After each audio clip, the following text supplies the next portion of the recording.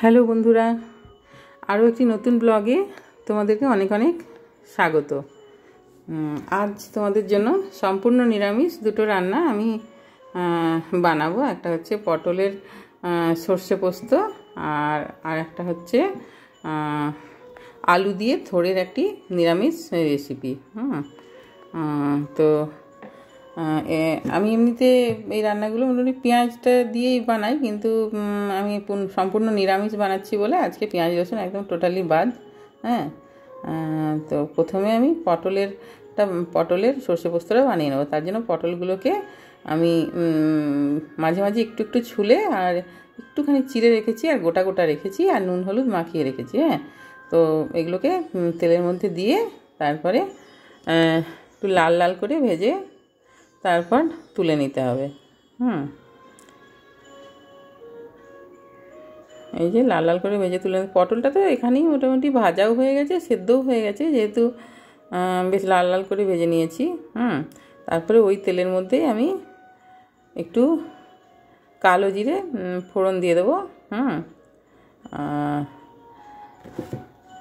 তারপরে যে সর্ষে পোস্ত যেটা বাটা ছিল সেটা দিয়ে একটু নেড়ে চেড়ে তারপরে সামান্য জল দিয়ে দিতে হবে। জল দিয়ে তারপরে এর মধ্যে একটু নুন আর একটু লঙ্কার গুঁড়ো দিয়ে দিতে হবে, যাতে এটা একটু ঝাল ঝাল হবে আর কি। আর নিরামিষ রান্নাতে একটু ঝাল ঝাল না হলে অতটা ভালোও হয় না। আর এবারে ফুটে উঠেছে একটা, তখন এর মধ্যে আমি যে পটলগুলো ভেজে রেখেছিলাম সেগুলো দিয়ে দিলাম। দিয়ে তারপরে একটু নেড়ে চেড়ে কিছুক্ষণ রান্না করলে হয়ে যাবে পটলের সর্ষে পোস্ত। খুবই সহজ রেসিপি, সবাই যাতে বানাতে পারে সেই জন্য। এই যে হয়ে গেছে আমার পটলের সর্ষে পোস্ত। সম্পূর্ণ যদি নিরামিষ খাওয়া হয় সেদিনের জন্য এটা ভীষণভাবে পারফেক্ট।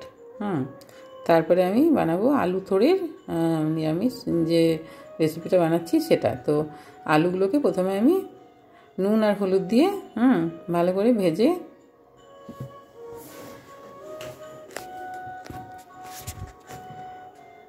তুলে নেব। আর আলুটাও মোটামুটি আমি ডুমো ডুমো করে ছোটো ছোটো করে কেটেছি। তো এটাও মোটামুটি ভাজতে একটু লাল লাল করে যেহেতু ভাজছি, তো এখানেই অনেকটা সেদ্ধ হয়ে গেছে। এবারে আলুটা আর সেইভাবে মানে খুব চাপা দিয়ে সেদ্ধ করার কিছু নেই, আলুটা অনেকটাই সেদ্ধ হয়ে এসছে। তারপরে আমি থোড়টাকে একটু আলু ভাজার মতো ছোটো ছোটো করে কেটে তারপরে ওটাকে সেদ্ধ করে জল ঝরিয়ে রেখেছি আর কি। তারপরে যে তেলটা ছিল তার মধ্যে কালো জিরে, শুকনো লঙ্কা আর তেজপাতা দিয়ে আদা বাটা দিয়ে ভালো করে কষিয়ে নিতে হবে। আর দিতে হবে জিরে গুঁড়ো আর ধনে গুঁড়ো।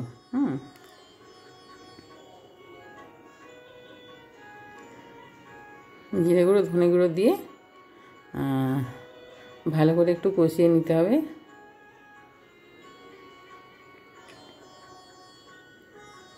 তারপরে এই যে মশলার তেল ছেড়ে এসছে, আর একটু শুকনো লঙ্কাও দিয়ে দেবো আমি। আর শুকনো লঙ্কার গুঁড়ো একটু দিয়ে দিলাম। আর তারপরে যে একটু চিনিও মশলাটা কষানোর সময় আমি দিয়ে দিচ্ছি। পরে আর চিনি দেবো না। আর রান্নাটা একটু সামান্য মিষ্টি মিষ্টি হয়, থোড়তে একটু মিষ্টি মিষ্টি হবেই, টেস্টটাও তাহলে খুব ভালো হবে। আর এরপর আমি ওই যে থোড়টা যেটা সেদ্ধ করে রেখেছিলাম জল ঝরিয়ে, সেটা আমি দিয়ে মশলার সঙ্গে ভালো করে মিশিয়ে নেব। আর এর সঙ্গে একটুখানি হলুদ গুঁড়ো আর একটু নুন দিয়ে দেবো। যেহেতু থোড়টা সেদ্ধ করে জলটা ফেলে দেওয়ার সময় নুনটা তো মানে খুবই সামান্য নুন দিয়ে সেদ্ধ করেছিলাম, তো সেই নুনটা তো চলেই গেছে, সেই জন্য একটু আন্দাজ মতো নুন দিয়ে দিতে হবে। পরে টেস্ট করে দেখে তারপরে আবার দিয়ে দিতে হবে। তারপরে এই যে এটা ভাজা ভাজা হয়ে গেছে, এবারে এটাকে জল দিয়ে একটু চাপা দিতে হবে। জল দিয়ে একটু চাপা দিয়ে দিতে হবে, যাতে মশলাটার সাথে ভালো করে মিশে যায়। তারপর ঢাকা খুলে আবার একটু আলুটা দিয়ে একটুখানি চাপা দিয়ে দিয়েছিলাম।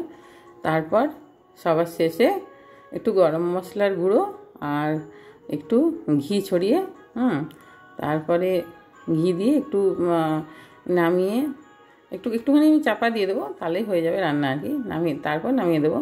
তো একটু চাপা দিয়ে দিলে কী হবে, ঘি আর গরম মশলার যে গন্ধটা সেটা তরকারির মধ্যে বেশ সুন্দরভাবে চলে যাবে। আর টেস্টটাও খুব ভালো হবে। হ্যাঁ, আর এই যে হয়ে গেছে আমার থোড় আর আলুর রেসিপি। তো থোড়টা আসলে আমি বাড়ি গেছিলাম, তো সেখান থেকেই নিয়ে এসছে, আমাদের নিজেদেরই গাছের আর কি। হ্যাঁ, তো আর এই যে বাকি ভাজাভাজিগুলোও হয়ে গেছে। নিরামিষের দিনে একটু ভাজাভাজি হয়ই, অল্প অল্প করে করি আর কি, 2জন মেম্বার তো আমরা। আর এই যে একটু সয়াবিন আলুর তরকারি করেছি, আর করেছি আমি একটু ডাল, পেঁপে দিয়ে ডাল করেছি, মুগের ডাল। এটা করলে কি হয়, আমাদের রিকশোনার জন্য এটা হয়ে যায়। হ্যাঁ, একটু ঝাল ছাড়া, ঝাল ছাড়া আমাদের রিকশোনার ওই পেঁপে দিয়ে ডাল আর একটু আলু ভাজা এটা দিয়েও খেয়ে নেয় নিরামিষের দিনে। আর অন্য দিনে তো মাছ টাছ থাকে। আর এই যে এখন তার খেলাধুলো চলছে। হ্যাঁ, ওর মাম্মাম বাড়িতে নেই, ডিউটিতে গেছে। তো সমস্ত জিনিস এই যে ছড়িয়ে ছিটিয়ে তার খেলাধুলোটা চলছে। এবারে কি বলো তো, ও ওইভাবেই সব জিনিস ছড়িয়ে ছিটিয়ে খেলে, তারপরে পরে আমি আবার গুছিয়ে রাখি। আর ওকে ওইভাবে না খেলতে দিলে না কোনো মতেই মানে তাকে রাখা যাবে না। মানে এমনিতে বড় হচ্ছে তো, এবারে মাকে খোঁজে আর কি। এবারে যাই হোক, এইভাবেই ওকে বাড়িতে ভুলিয়ে ভালিয়ে রাখতে হয় আর কি। আর এই যে এখন এই যে প্যাকেটটা খুলে দিতে বললো, এখন খাচ্ছি বিস্কুটটা। হ্যাঁ, তারপরে এই যে মেয়ে চলে এসছে, এবারে আমরা আমাদের জন্য ভাত বেড়ে নিচ্ছি। খাবার এবার খেতে হবে, মোটামুটি 2:30 বাজে এখন। হ্যাঁ, আর মেয়ের আস্তে আস্তে একটু দেরি হয়, তারপরে আমাদের খেতে খেতেও একটু দেরি হয়। আর নিরামিষের দিনে একটু অনেক রকমের সবজি বানাতেও আমার ভালো লাগে। আর সত্যি কথা বলতে কি, আমার মেয়ে সবজিটা খুব সোনামুখ করে খায়, ও খুব তৃপ্তি করে খায় আমি বানিয়েছি বলে। আর আমার রান্না ওর সবসময় ওর কাছে খুবই ফেভারিট আর কি। হ্যাঁ, ও অন্য লোকের রান্না ঠিক একটা ওর ভালো লাগে না। হ্যাঁ, ওই থোড়টাই যখন ও মেসে খেত আগে, তখন বলতো একদম ভালো রান্না করতে পারেনি, কিন্তু মানে আমার কাছে খেলে ওর খুব ভালো লাগে।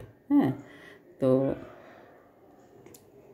মোটামুটি এই যে আমের চাটনি হয়েছে, আর এই মুগের ডালটা করেছি পেঁপে দিয়ে। হ্যাঁ, এটা গরমের সময় এটা খেতেও খুব ভালো লাগে, আর খাওয়াটাও খুব ভালো।